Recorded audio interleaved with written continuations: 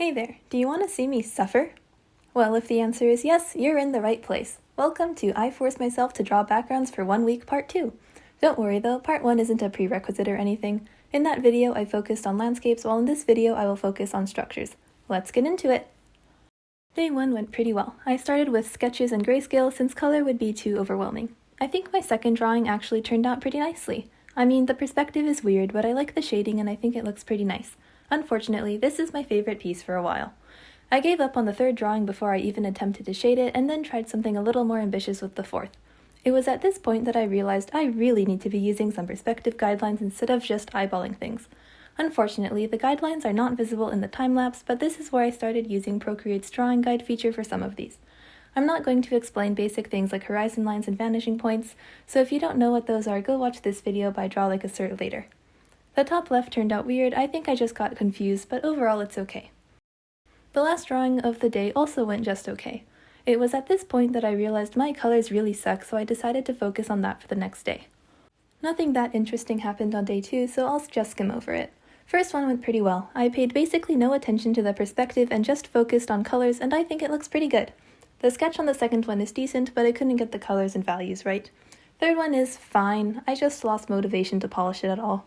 Fourth one is decent. It's messy, but I think it's alright. With this piece, I decided to treat it as a color study, and honestly I think it went pretty well. I can't believe this took me almost an hour for how simple it looks, but I'm pretty proud of it. I think really focusing on values and shapes is the most important thing. And you always vaguely know that, but I think constantly thinking about it and checking what you did versus the reference is really important. I tried to do the same thing with the second one, but it just went worse. I paid no attention to the perspective, but I think the colors were okay. I think I mainly needed to be more bold with the shadows. For the third one, I was losing motivation fast, so I decided to reference one of my favorite games, Persona 5. It's not very detailed, but it went alright. More importantly, this piece marks the turning point in the week, for it is when I began to use layers. Up until this point, I had mostly avoided using layers because I find them annoying, but I decided to give them a shot here, and it worked out well. I decided to practice more with layers and the lasso tool for the last one, and it's fine. Whatever. On to day 4. Okay, so this is one of the best things I draw. I rewatched this video, highly recommend. It's a basic guide to backgrounds and layers by someone infinitely better than me. Anyways, at this point I realized that while I hate it, layers are the method for me. I still want to practice a more painterly approach to backgrounds, but going sketch, base colors, then multiply layers is a workflow that works much better for me. While this piece isn't perfect, I'm very proud of it and I still can't believe I drew it. After that, I was feeling pretty inspired and wanted to do something similar. This one doesn't go as well, but it's okay. I think I just couldn't get the colors and values right and eventually just gave up at the end before finishing the plants. I am really not used to using the multiply layer, so that's probably a big part of it. Either way, while I only drew 2 things that day, I think it was one of the most productive days of the week. After the successes of day 4, I was feeling bold and decided to attempt some more ambitious scenes. I gave up on the first one pretty quickly, feeling overwhelmed by all the detail.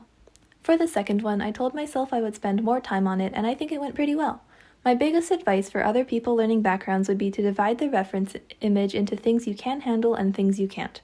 Don't say you can't handle anything. You should be able to draw a box in 2 or 3D perspective. And if you can't, watch some videos, spend an hour learning the basics. It's not that hard, I promise. Anyways, when you start, just draw everything you know you can handle and add in one thing you feel like you can't. Here, it was all the fancy grooves in the walls and columns for me. Then at the end of the piece, you can try to add a couple more things that you previously ignored. On day 6, my motivation was at an all-time low. I was really not having fun and I kinda just wanted to be done with this. I didn't put much time or effort into the first one because of this, so for the first one I decided to draw an OC to motivate myself. This one is very unpolished and questionable, but I like looking at it from a distance. The third drawing of the day went pretty well. I felt like I had gotten a lot better at managing and using layers, and the entire thing felt pretty smooth. I sketched in the same OC here to make the initial part more fun, but didn't bother rendering her for the final thing. For the final day, I decided to just spend a long time polishing something that isn't too complicated. I also wanted to mess around with the colors a little bit, so I basically just added purple and teal to all of the shadows. While I got lazy with the windows and honestly spent more time on the rocks than the actual building, I had a lot of fun with this one and liked how it came out. If you are an artist watching this who wants to try backgrounds but is intimidated, my biggest advice would be to understand the basics of 2-point perspective, then find some simple references and start with those. I didn't do it in this video, but I think 3D games with simple graphics are a good place to start since there won't be too much detail to overwhelm you. After that, you can slowly start attempting more and more complicated references. Well, that's it for the video. If you liked it and want to see me suffer doing this again, consider subscribing. Actually, please don't. I really don't want to do part 3. Thanks for watching!